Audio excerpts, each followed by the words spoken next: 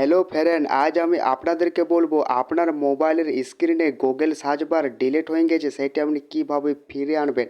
ওইটি আপনি খুব সহজে আপনি ফিরিয়ে আনতে পারেন। আমার ভিডিওটা লাস্ট অবধি দেখুন। ভিডিওটা বেশি দেরি না করে স্টার্ট করা যাক। আর এই চ্যানেলে যদি নতুন হয়ে থাকেন ছোট্ট চ্যানেলটাকে সাবস্ক্রাইব করতে ভুলবেন না। তাহলে বন্ধুরা স্টার্ট করা যাক। আরে আপনাকে আপনার মোবাইল স্ক্রিনে চেপে রাখতে হবে। এবারে আপনি নিচের ধারে তাকান ভিজিট অপশানে আপনাকে জাস্ট এভাবে ওকে করতে হবে। আপনি যখন দেবেন ওকে করে আপনি একটা এই ধরনের ইন্টারফেস পাবেন। এখানের মধ্যে আপনাকে গুগল আপনাকে খুঁজে নিতে হবে, সে গুগলে আপনাকে ওকে করতে হবে। এইটা হচ্ছে আপনার গুগলের সার্চ বার।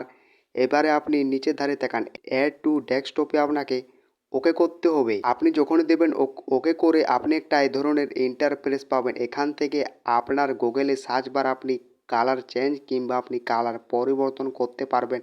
এখানে দেখুন লাইট, এখানে দেখুন ডার্ক। এখান থেকে আপনি খুব সহজে আপনি কালার চেঞ্জ করতে পারবেন আর পরিবর্তনও করতে পারবেন।